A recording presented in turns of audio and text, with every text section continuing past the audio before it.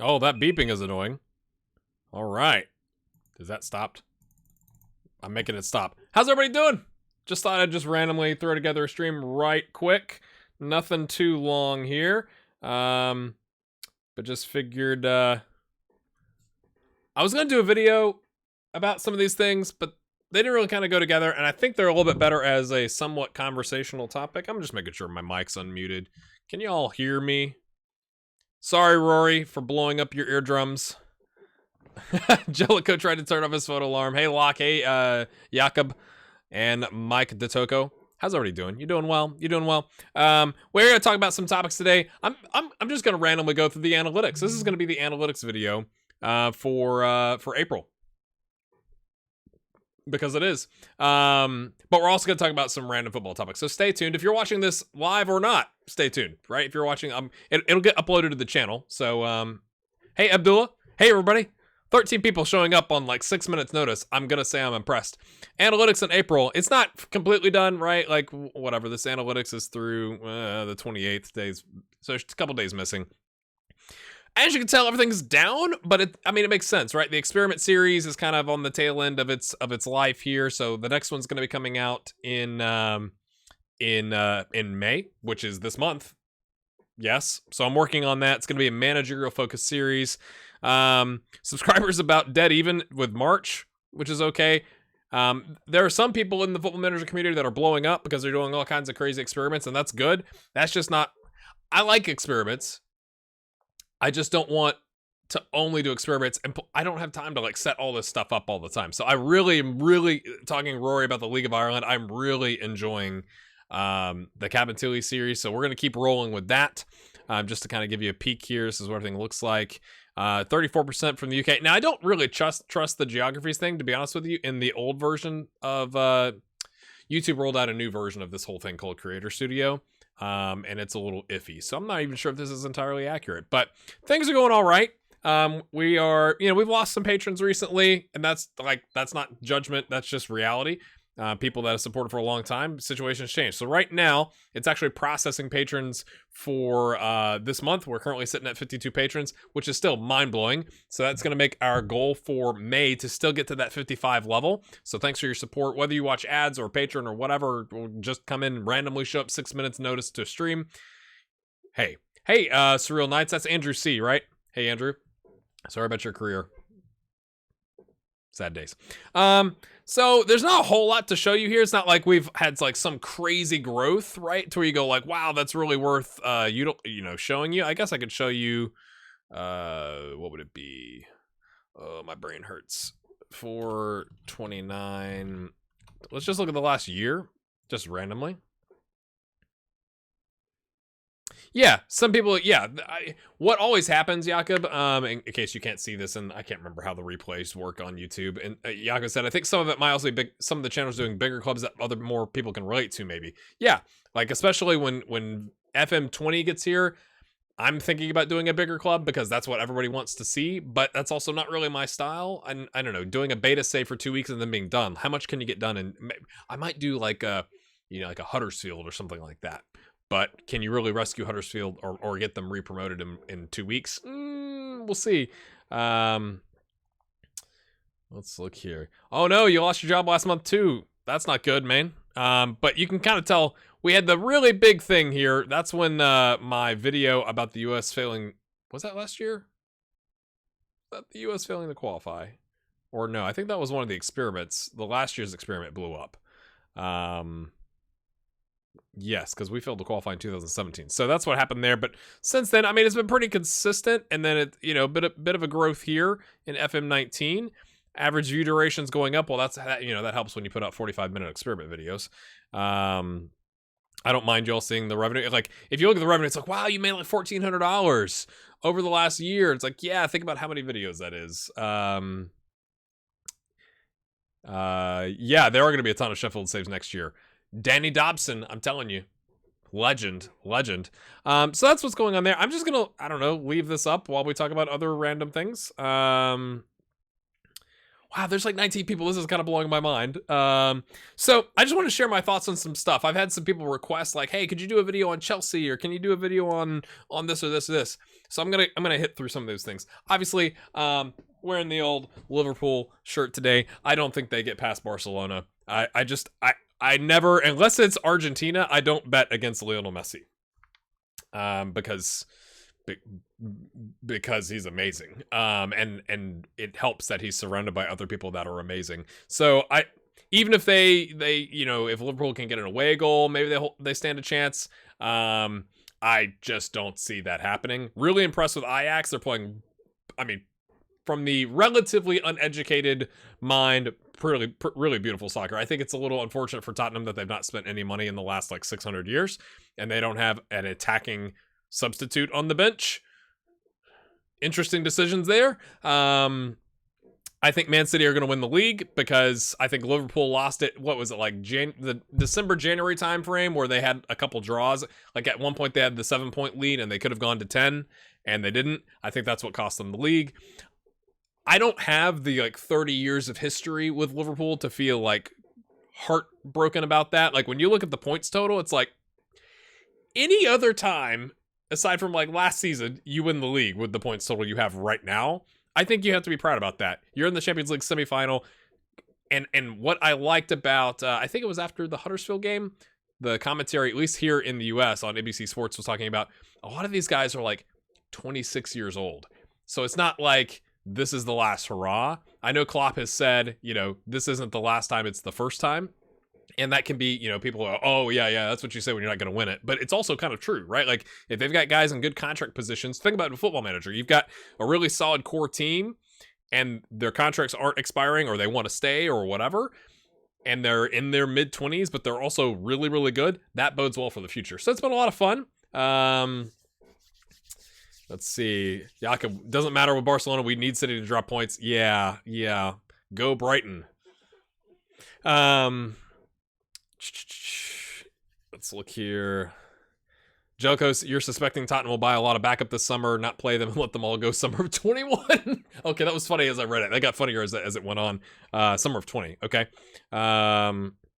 Yep, Sterling, on the other hand, bottled the playoffs earlier this season. Absolutely. So I think that's what's going to happen, honestly. Sorry,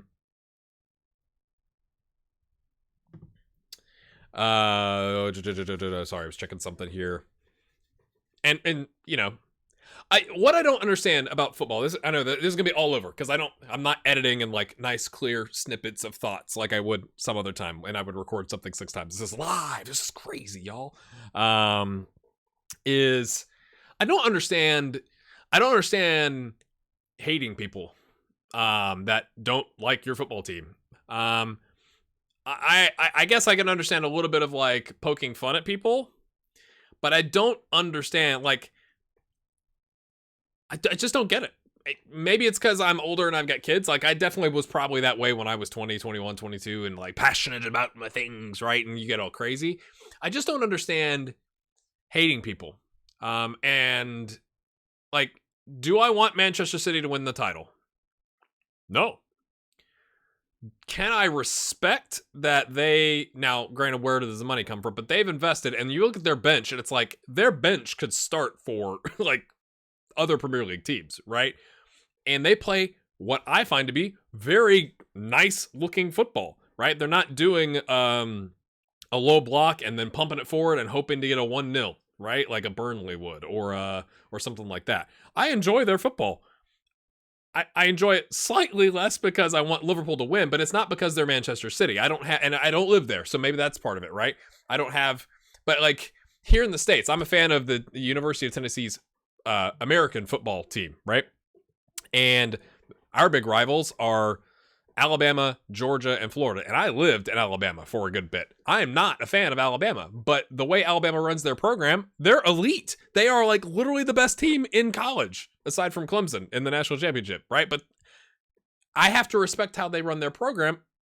And you kind of go like, well played, man. Well played. I wish my team didn't suck, but well played. So I kind of look at it the same way with Manchester City, Liverpool, anybody, right? Like, I get like, oh yeah, poke poke Manchester United. Like, what are you doing? Like, why don't you have a director of football? We'll talk about that.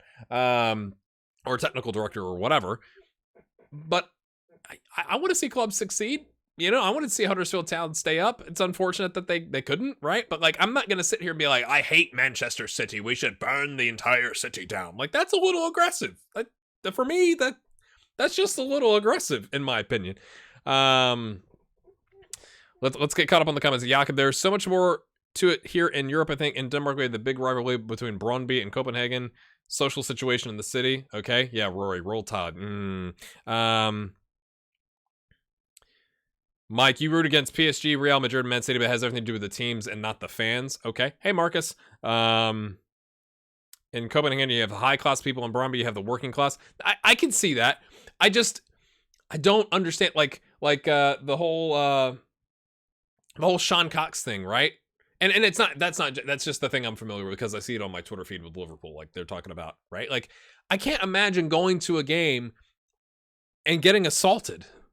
That just doesn't vibe with me, right? Like, I can't imagine going to a game and assaulting somebody. Does alcohol come into play? Maybe. I don't know. But, like, really? Is it worth it? Like, we're talking about a football game. I'm just saying. I'm going to write down the Man United thing. So that's my thoughts there. I think Man City win the league. I think Barcelona probably wins the Champions League. I don't think Tottenham. I think Tottenham's just run a little thin. They've got the unfortunate Harry Kane ankle injury. I think Ajax gets past them, and then it's Ajax versus Barcelona, and I think Barcelona wins. That's just me.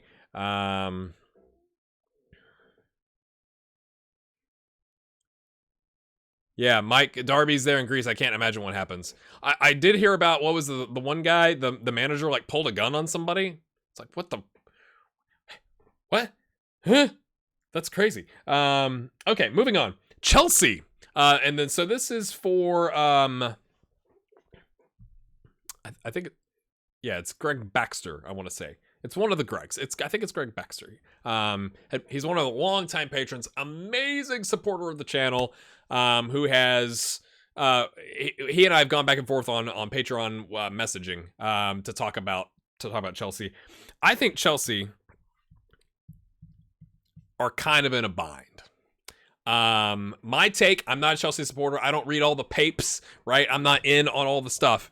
From the outside perspective, it would appear that they have a locker room that thinks they're in charge, who say like, well, we don't want to do it the way Conte did it and whatever, so get rid of him. They bring in Sarri, and Sarri's like, this is how we're going to play. And they're like, meh, I don't know. So you have that factor. Then you bring in Sarri. It doesn't go swimmingly. Is that because of the locker room? Is it because of him? I don't know. But then you get hit with this, hey, you own 6,000 players and loan them out and kind of, or limiting opportunities or whatever the charge is, to where they're going to, like, I know they're appealing, but like eventually there's going to be a transfer window ban. So I think, what's Chelsea going to do? Let go of Sarri? One, they're going to have to pay him a lot of money. And two, who's going to want that job? Hey, can you come in and manage and sign no players for how you want to play? And by the way, we can't get rid of any of the players either because we can't bring new players in. And we kind of might have some locker room chemistry issues where the locker room kind of thinks they run the club. You want to do that? Who's going to sign up for that? Like, who is going to sign up for that? So I think they're kind of stuck with Sarri, and they're kind of stuck with their locker room. I feel bad for Christian Pulisic, and that's just my bias, right? Like, I can't imagine you spend 79 million or whatever it was on a player, and you're not going to play him. So, but how does he fit into the system?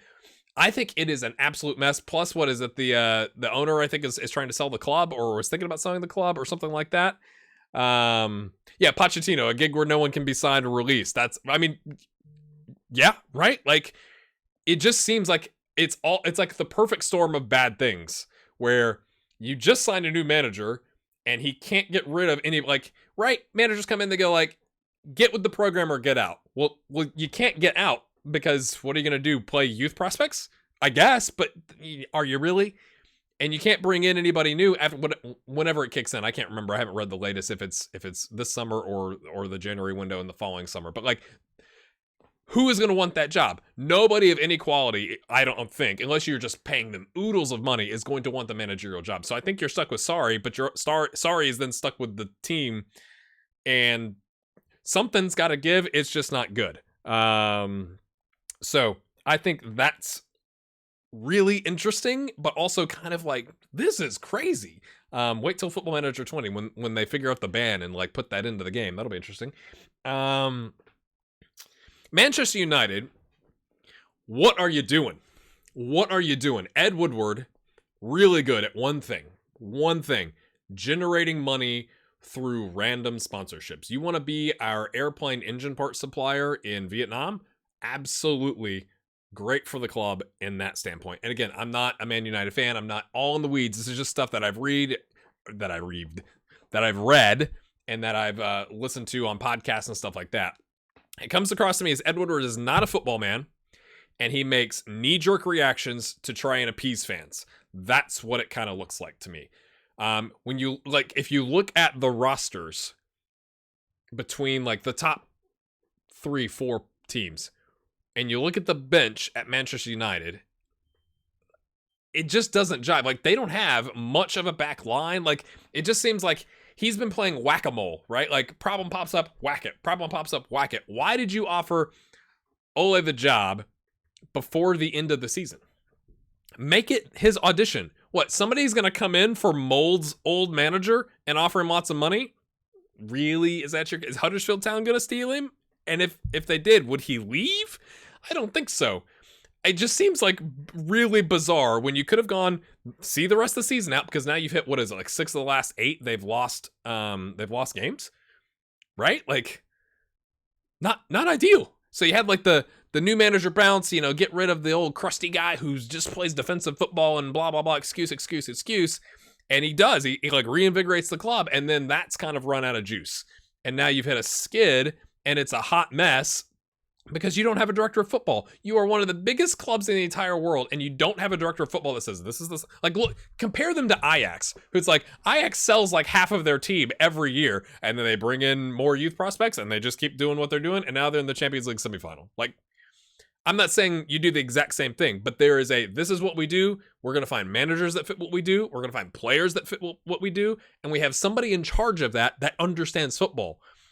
Versus Ed Woodward, who doesn't, but he's really good at generating revenue and spending money. But like, if you look at the money they spent and the results they're getting, it's absolutely insane to me.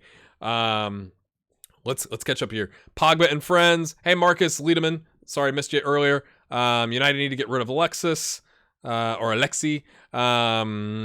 It's the players too. They don't want to be there. They're under pressure from UK media to sign Ole. Look at Martial and Pogba. How devastating is it going to be finally lose De Gea? He's been papering over the cracks in the teams for years. Yeah, and I think, De Gea's had some howlers, right? But man, he has carried you for a couple seasons. My basic understanding, right? I'm not super deep in the weeds on this stuff, but it just looks to me like there is no, like, they've got players left over from like the previous, not just manager, but like the previous 2 at least managers, and those styles don't go together. So I just can't fathom you generate so much revenue, but you don't hire a director of football. Why? It just doesn't make any sense to me. So it's going to be fascinating to see what happens in the summer window in terms of, one, I think the first thing they have to do is they have to hire a director of football. Who's that going to be? Are they going to do that? And whether they do or do not do that, then what? Because there has to be some sort of, this is how we're going to play for the next 10 years. Like, there is a long-term vision. What does that mean for the players there? Is it a widespread wholesale, like we're selling half of the first team, loaning them out, getting rid? What's that look like? And then what does that mean next year in the Premier League? Because right now it looks like nobody wants the 4th spot for the Champions League.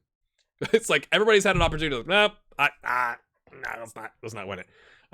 Will Tottenham finally sign some players? I think they will. They've got their stadium. They've got that sorted. They're going to get the revenues coming in from that. I think Tottenham are going to realize, based off of this Champions League and kind of the end of the season, they're like two injuries away from like, oh, yeah, Llorente is going to be starting.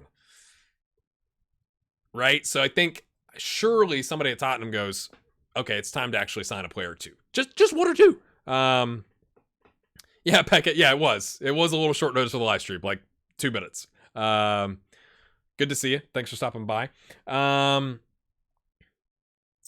What else did I have down here? The last thing I want to talk about: head injuries. Unbelievable.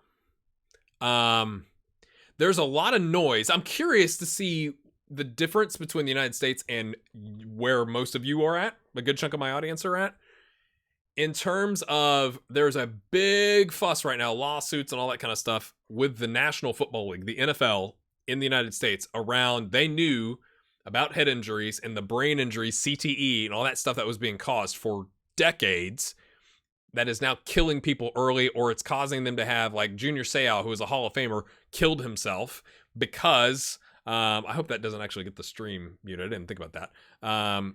Because of that, right? Like, he took his own life because of brain injuries. He wasn't right in the head because of the impact of football. So you look at what has happened, or what happened yesterday, right? There has to be a rule change. There just has to be. There has to be a rule change, in my opinion, to where you can't assess a player. You're cleaning off blood and all this other stuff. You can't assess a player in 5 minutes. You can't. Like, even with 3 of those minutes being laying on the ground or whatever, and then you bring him over to the sideline to do a full cognitive check. And it's not just like, hey, am I holding up fingers? It's like, how many fingers? Let's watch his eyes. Let's like do a full test. I think there has to be a rule change, and you have to be careful about this because you could have a situation, right, where it can be abused, right? All rules can be abused, right? So coming up with some sort of rule where you can put on a replacement in the meantime, and there's a time limit to it, but you allow an independent, I think it has to be there's so much money in football. You're telling me we can't afford to hire a doctor or a set of doctors to be like truly independent, right? Take them away from the sideline where the coaches are staring at you and the teams are staring at you, the fans are cheering and whatever. Take them back to actually give them a diagnosis. What we saw yesterday was terrifying. Absolutely terrifying, because it's like, okay, he looked okay, and then he goes back on, and like, I thought he was going to collapse on the sideline. Like, I thought I was literally watching someone die on the sideline, because all of a sudden, like, he dry heaves or whatever, and then like he can't walk. All of a sudden, they're having to like suddenly like catch him and like drag him off the pitch. When the referee, and I think out of all this, refs get a lot of crap. I think you have to give preps to the refereeing team who are like, are you sure? Like, that dude doesn't look right. Like, are you aware of what just happened? Like, 2 of your players, like, you're sure? Because it's not the referee's, I mean, I guess you could say he could be like, that dude's not well, he can't come on. But he was like, he wasn't just like waving him on, right? Like my 4th official's telling me this guy doesn't look right. Are you sure? Yeah. We checked him out. And then what is it? Like 30 seconds later, 60 seconds later, Vertonghen's like, I don't know what planet I'm on. Super scary. And I think there's so much money in football. Now, I'm not saying you're going to have this in, the Vanarama National League, right? You probably should. But especially at the upper echelons, when there's so much money, you're telling me we can't afford to have an independent medical team on site for every Champions League game, for every Premier League game, for every Ligue 1 game? Like, come on. There's enough money to have people, to give him a full assessment. But again, you got to have a rule, while he's laying on the ground, you get one of your guys up warming up, right? Go warm up, quick. Go get warmed up. You're a defender. Maybe it's got to be a like for like, right? You can't change your shape, whatever, which, how do you enforce that? And they can come on and they can play a certain number of minutes, and it doesn't burn one of your substitutions. So you make sure that player is actually okay. And if it turns out he's not, the player that was subbed on has to stay on. Some sort of a rule like that, where you can't just like, oh, I got a head injury, and they pull him off and then put him on, and it's a way to like rest your players. There'd have to be certain requirements around it. I just think I was genuinely concerned yesterday for Vertonghen's health. Going like, oh my gosh, like, is this like, are they gonna cut the like the camera feed that I saw like was showing him, and then they caught him, and I'm sitting there going like, cut away, like, move the camera up, don't show this dude potentially like passing out or dying on the field. That's not a good look. I just think you have to do something. So that's really my thoughts, I think, for today. Little random 30-minute stream for you. What anything else that we need to talk about? Someone saying impartial medical team. What was the medical team doing, Abdullah? Exactly. John O'Toole, that's what the rugby union has been doing for years. Like, brilliant, right? Like, this is going to happen. It's worth the investment to have somebody. Surreal Knight saying ban headers, and then Jelka, you can't ban headers. I mean, yeah. I mean, I don't think you can outright ban headers.